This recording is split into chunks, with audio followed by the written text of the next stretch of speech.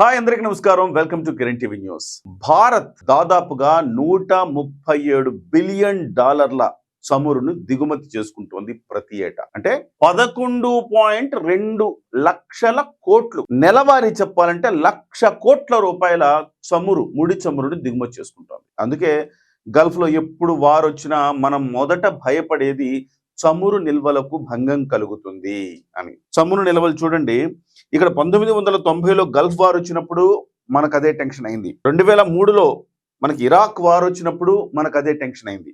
2022లో అలాగే Russia Ukraine war అప్పుడు కూడా ప్రధానంగా మనకు ఇబ్బంది కలిగింది అక్కడే. సో మనకు ఈ ముడి చమురు అనేది మనం ఇతర ప్రాంతాల మీద ఆధారపడి తీసుకోవాలి కాబట్టి ఎప్పుడు పశ్చిమాసియాలో గొడవలైనా యుద్ధాలైనా మనకు ప్రధానంగా మనం ఇబ్బంది పడేది ప్రభావితమయ్యేది చమురు విషయంలోనే. తద్వారా కేవలం చమురు అంటే ముడి చమురు అంటే ప్రతి దగ్గర కూడా మనం ఇబ్బంది పడాల్సిందే. నిత్యావసర వస్తువులు కూడా పెరిగిపోతాయి, అంటే రవాణా ఖర్చులు పెరిగిపోతాయి. కాబట్టి సహజంగానే కారు బండి ఇవే కాకుండా లారీలు అన్ని ఏదైనా కానీ మనం ఖచ్చితంగా ముడి చమురు నుంచి మనం రిఫైన్ చేసి మళ్ళీ మనం రకరకాల డీజిల్ పెట్రోలు గ్యాస్ ఇలా తీసుకుంటాం కదా.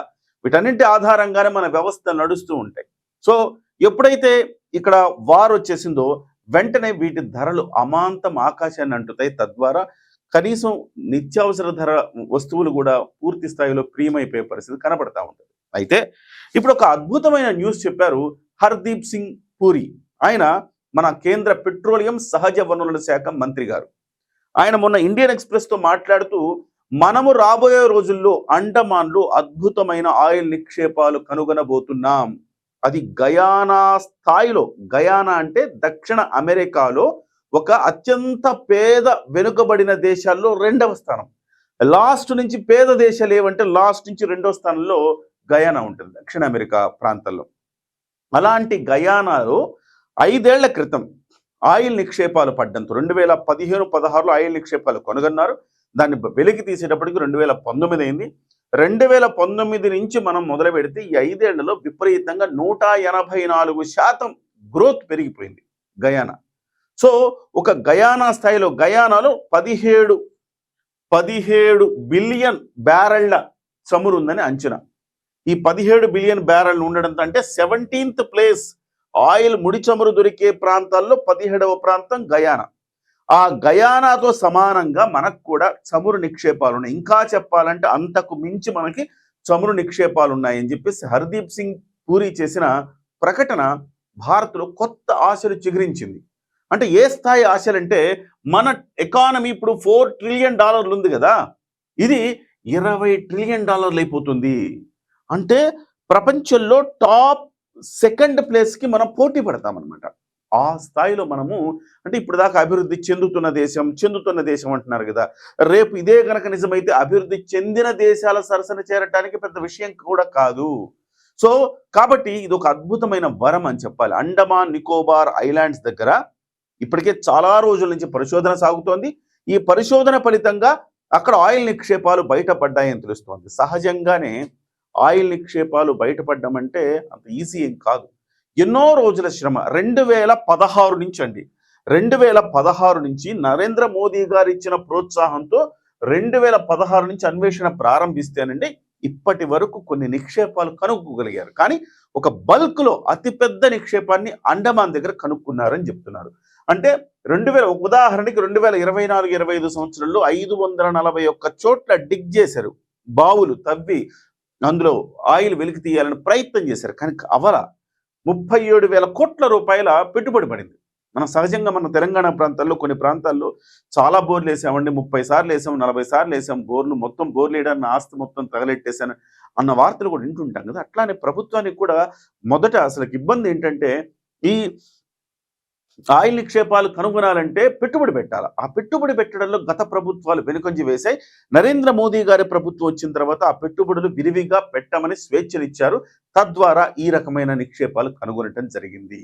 అయితే అసలు మనకి ఆయిల్ మన చమురు ఎంత ఉత్పత్తి అవుతుంది మన దగ్గర, మనం బయట నుంచి ఎంత తెచ్చుకుంటున్నామన్న అవగాహన మనకుంటే మనకి ఎంత ఇంపార్టెంట్ చమురు బావులు చమురు నిక్షేపాలు కనుగొనడం అనేది కూడా మనకు అర్థమవుతుంది.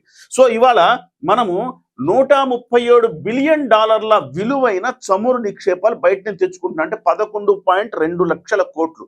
అంటే ప్రతి నెల ₹1,00,000 కోట్ల ఖర్చు పెడుతున్నాం. దానికోసం మనం ప్రధానంగా ఆధారపడే దేశాలు ఏంటంటే రష్యా.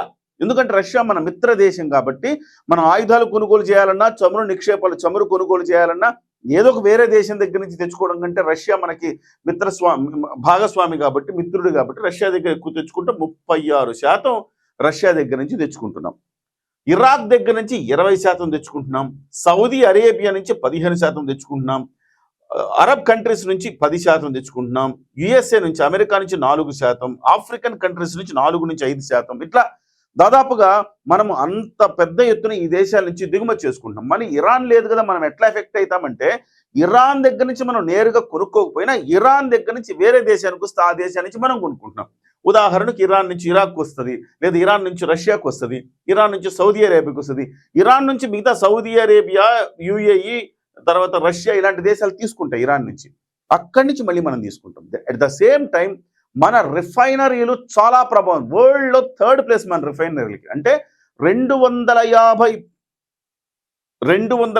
మిలియన్ మెట్రిక్ల 250 మిలియన్ మెట్రిక్లు మనం రిఫైన్ చేయగలుగుతాం. అంటే మనం తెచ్చుకున్న ఆయిలే కాకుండా బయట దేశాలకు కూడా మనం ఏం చేస్తామంటే ఎక్కువ తెచ్చేసుకొని దాన్ని రిఫైన్ చేసేసి మళ్ళీ ఇతర దేశాలకు, యూరోప్ కంట్రీస్ కూడా మనం పంపిస్తూ ఉంటాం. సో ఎలాగో పెద్ద రిఫైనరీలు పెట్టుకున్నాం, ఆ వ్యవస్థ మన దగ్గర చాలా బలంగా ఉంది. కానీ మన దగ్గర చమురు నిక్షేపాలే లేవు.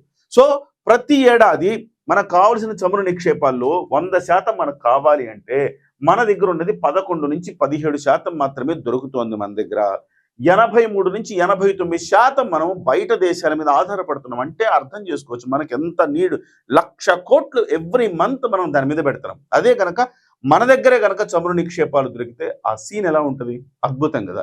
సో అందుకే ఇంత పెద్ద బిజినెస్ మన దగ్గర చమురు నిక్షేపాలు ఒకవేళ దొరికితే మనము మన దగ్గర ఉపయోగించుకోవడమే కాకుండా ఇతర దేశాలకు కూడా మనం దాన్ని పంపించవచ్చు. అలాగే విదేశీ మారక నిల్వలు పెరుగుతాయి, తద్వారా మన ఎకానమీ పెరుగుతుంది. సో ఒక రకంగా ఆయన చెప్పినట్టుగా, హర్దీప్ సింగ్ పూరి చెప్పినట్టుగా $4 ట్రిలియన్ ఉన్నది $20 ట్రిలియన్ దగ్గరికి వెళ్ళిపోతుంది. అంటే ఎంత వరం చెప్పండి. అండమాన్ నికోబార్ ఐలాండ్స్ మనకు ఒక వరం అనే చెప్పాలి. సో అక్కడి నుంచి డిగ్ చేస్తా ఉన్నారు. రాబోయే రోజుల్లో 1 సంవత్సర కాలంలో దీని మీద అధికారిక ప్రకటన రావచ్చు అని చెప్తున్నారు. ఏదేమైనా ఈ చమురుకు సంబంధించి మనం ప్రధానంగా వెనకబడేది, ప్రతి సందర్భంలో మనం వెనకబడేది, బాగా ఖర్చు చేస్తున్నది మనము ఈ ఆయిల్ మీదనే ఎక్కువ ఖర్చు చేస్తున్నాం. వేరే దేని మీద కూడా ఇంత పెద్ద ఎత్తున ఖర్చు చేయట్లా. ఎందుకంటే మనకు అవసరం. ఇంత పెద్ద దేశం, 150 కోట్ల మంది. సో ఈ చమురు నిక్షేపాలు అవసరం మనకు. డెఫినెట్గా మనకు ఆయిల్ లేనిది మనం ఏది నడవదు అనమాట. సో కాబట్టి ఈ అండమాన్ నికోబార్ ఐలాండ్స్లో దొరకటం అనేది ఒక వరం అని చెప్పాలి. అది గయానా స్థాయిలో ఉంటుందా, అంతకు మించిన స్థాయిలో ఉంటుందా అనేది మనకి తెలియాల్సి ఉంది. ఆ క్లారిటీ వచ్చాక ప్రభుత్వం అధికారికంగా ప్రకటిస్తుంది. కానీ ఎంతో కొంత లేకపోయిందే కేంద్ర మంత్రి ఇలాగ మీడియాతో చెప్పరు కదా. సో ఆయన కూడా ఓఎన్జీసీలో వర్క్ చేశారు. హర్దీప్ సింగ్ పూరి అని ఆయన ప్రొఫెషనల్ పొలిటీషియన్ కాదు. సో ఇంతలాగా ఆయన పరిశోధన చేస్తారు. ఆయన ఓఎన్జీసీలో పనిచేశారు కాబట్టి ఆ అనుభవాన్ని అంతా రంగరించి ఈ రకంగా దీన్ని పరిశోధన చేసి మరింత చమురు రంగంలో మనం ముందుకు తీసుకెళ్తారన్న ఉద్దేశంతో ఇచ్చారు నరేంద్ర మోదీ గారు. ఆ రకమైన స్వేచ్ఛను కూడా ఆయనకి ఇచ్చారు. తద్వారా ఇవాళ ఒక అద్భుతాలు బయటపడబోతున్నాయి. సరే చూద్దాం, రానున్న రోజుల్లో భారతదేశానికి ఒక మంచి రోజులు రాబోతున్నాయని మనం భావించవచ్చు.